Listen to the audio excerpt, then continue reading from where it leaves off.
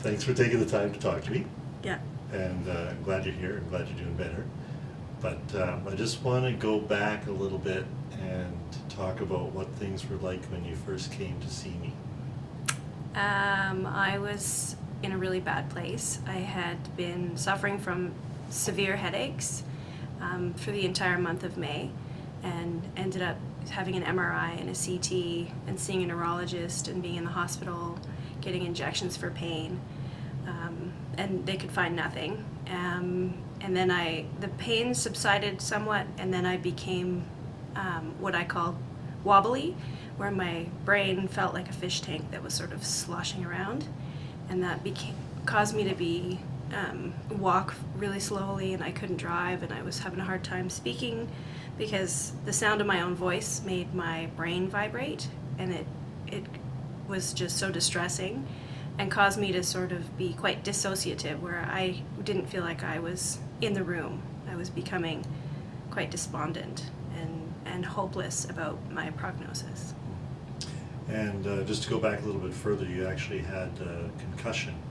Yeah, this all began in November of 2014. I had a car accident where I spun off the road and hit a tree, and felt very fortunate to not be hurt. So I got out of the vehicle and went home, got a friend to drive me home, and felt, scared but relieved. And then the next day, felt some physical pain, but by the weekend, this was on a Monday, so by the weekend I started to feel there was a concussion coming. A guy went to see the doctors, and I said I wasn't feeling right, and I was feeling dissociated again. So that was my second concussion. I had another one back in 1997 as a snowboarder.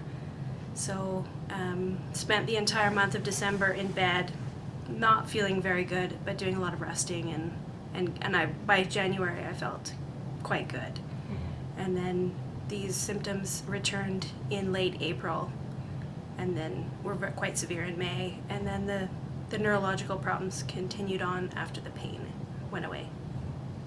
And this is a pretty common pattern with concussion. The person ends up with a post-concussion syndrome, and they might be fairly functional and normal for a little while, and then things kind of hit them again. And the mistake that is often made by the physicians are that they think that there's a depression associated with it because it affects the mood so bad.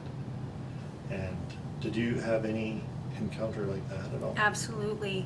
And I think I reached the end of the road in some ways when it came to conventional medicine or doctors. They had come to the point where they thought the only thing they could give me was painkillers, which didn't really help at all, and antidepressants. And the last doctor I saw recommended that I have counseling. And I knew that my symptoms on the outside really did mimic depression because I was so low. I would never laugh or smile. I cried a lot. But it was more of a reclusing into my own existence because I couldn't move properly. So it looked on the outside, I think, a lot more like depression than it did on the inside. It felt like despondency on the inside, which I don't think could have benefited from antidepressants. So I didn't pursue that route. It's too bad we didn't have a video of you when you first came in. The movement was so slow. I can't imagine. The movement was so slow, and you really didn't engage with people like visually. You couldn't concentrate on looking at them and talking to them, and if you did look at us, you kind of like looked through us. Yeah, I had friends saying that as well. Since I've gotten better, people have said to me, I didn't want to say it to you at the time, but it was frightening to look at you because you looked right through us or looked right through me, and you didn't, I talked so quietly, and it was just not me at all. And So. some of your friends even said, you're back. Yes. Right? Yeah, they've said it's great to have you back, and that they feel like I'm actually here, which is hard to really understand what that means. But I used to say it was like I was driving the bus from the back row, where I was so far away from the front that everything was kind of through a tunnel. Yeah. And that's another common thing. People feel like they're in a fog or a daze, or they're not part of their body or something like that. Yeah. You used the right word, they're dissociated.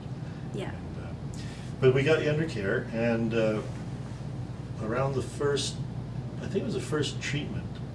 How did you feel at the first treatment? It's actually a little bit hard to remember.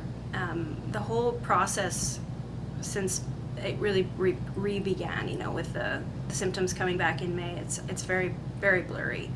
But I think the first treatment I had was on a Friday, and you called me on Saturday, and I remember saying, wow, like, I can't believe this. I've had some really serious relief from that wobble and from those symptoms. And I hadn't taken that step away from the symptoms since they began. So it was pretty immediate. And I don't want to mislead people that thinking that things just went perfect thereafter. It's not. No. It's not exactly how it works. But the point is that if a person goes from being locked and never improving and just totally stuck in that thing, and then you give an adjustment and they have like a tremendous relief, we know that the body's capable of recovering and feeling great.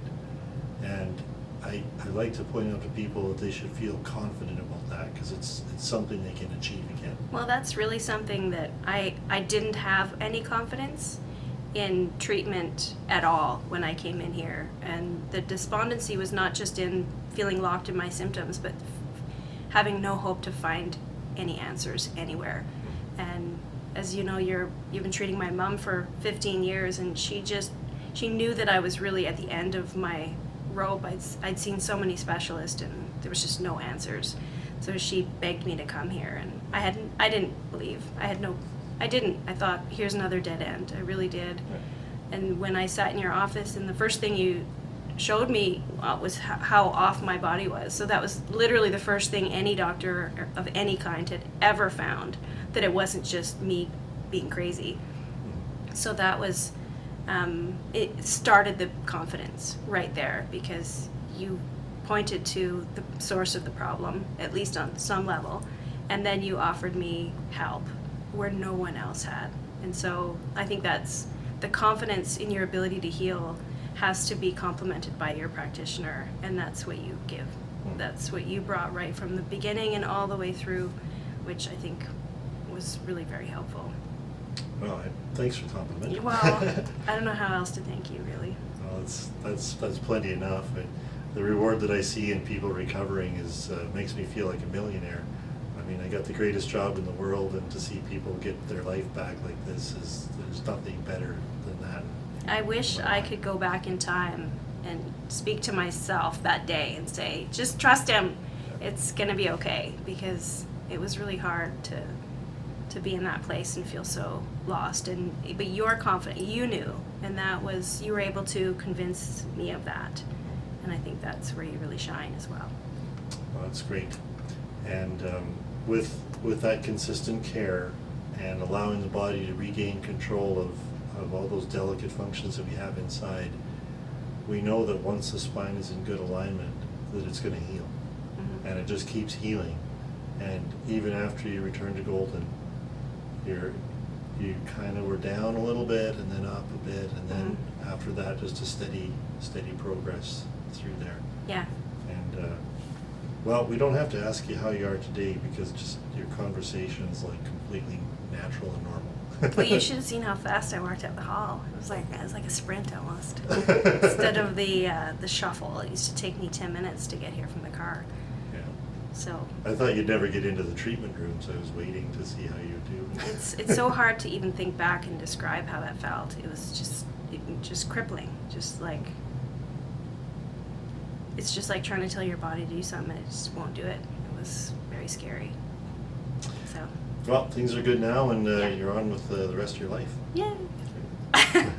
Yeah, I feel pretty good. Great.